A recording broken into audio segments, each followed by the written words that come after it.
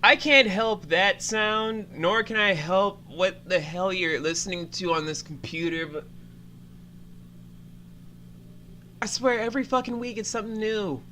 His name, Merlin.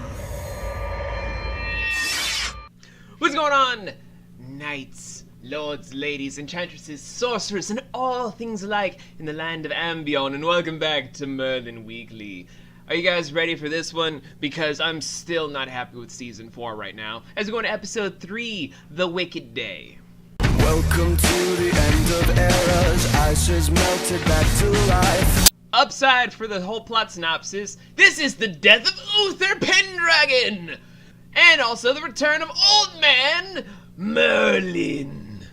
And also speaking lines for Gandalf the Librarian for like maybe, I would say maybe 20-30 seconds of screen time before he's just like, shh, just shut your fucking mouth, old man. We have no more use for you. But downside is, we're gonna go into the whole synopsis thing here. So, it's the birthday of Arthur, aka the anniversary of Arthur's birth, which is the stupidest thing I've ever heard of in my life. What's next? We're gonna be trying to make every single spectacle called the anniversary of our birth. I find that disgustingly stupid. Where they're just like, let's have a carnival concade in the palace. And they try to drug Arthur after a show of the knife throwing contest where it's you got the people on the wheel and try and just throw knives to see if you hit them or nick them or whatever. That's a test of courage, but with the added bonus of a sedative apple in his mouth. I think he and Snow White had the same villain chasing after them, where because of all this shenanigans sort of stuff, he then becomes Drunk Arthur. And because of this whole stuff, Uther tries to save his son but at the cost of his own life. So now Arthur's like, well, I can't really become king and I don't want to lose my dad. What if we use magic to save him from his mortal wounds? I mean, it makes more sense than trying to use Sorcerer Supreme as well as multiple intelligent people to heal a fucking bullet wound. But who would do something stupid like that? And so we then bring in Old Man Merlin, and then we got the same shenanigans that kind of come into play involving using Old Man Merlin for a story. And that's when shit gets so dumb, I can't even stand it. Why do I say that? Because away from the whole synopsis, we have the Morgana train of she must be a salty ass bitch every fucking 5 minutes.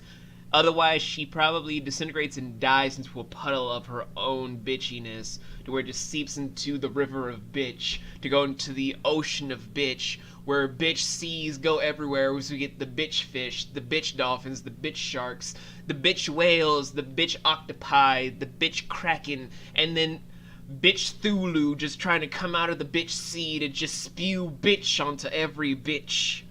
And so she's just like, Aggravine, you spineless bitch, nutsackless bitch. Here is a necklace to make sure any sort of healing magic on my bastard father ends up bouncing back off of him because you're useless and I'm pretty much disgusted by you at this point and you're just my tool since I'm a massive tool.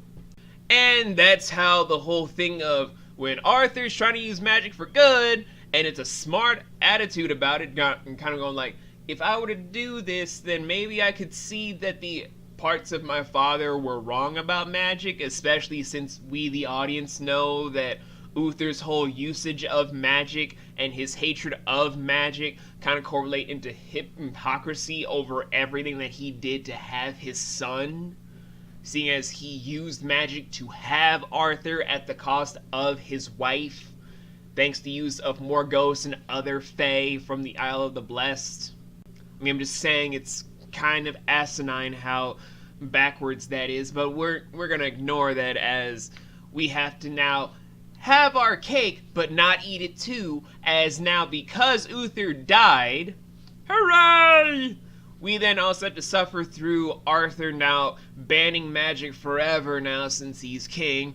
No! All because Morgana wanted to rain bitch from the skies of bitch from bitch sea, cause bitch Thulu's whole vomit of bitch onto the bitch fish upon the coast of bitch did not even get enough bitch in their face.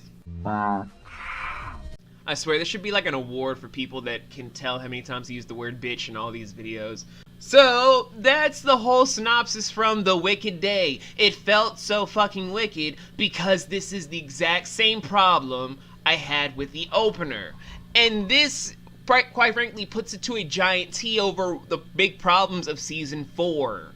It tries so hard to elevate all of these plot threads of we need to show the importance of the characters and that no one is safe in this new world order since Uther is broken and the time of Arthur is drawing near to where his destiny will be of the King of the Mountain trope. We need to make sure that Arthur takes the throne even though he should have done that during the season opener. We had so many big points that we had to get like that, and yet this kind of still feels like you gave us what we wanted after seasons upon seasons of just demanding and waiting, but it's so unsatisfying with how you try to pull the rug from under us with how much you give us what we want, but still spitting in our faces as if we're the bad guys for wanting Arthur to take the throne like he was supposed to.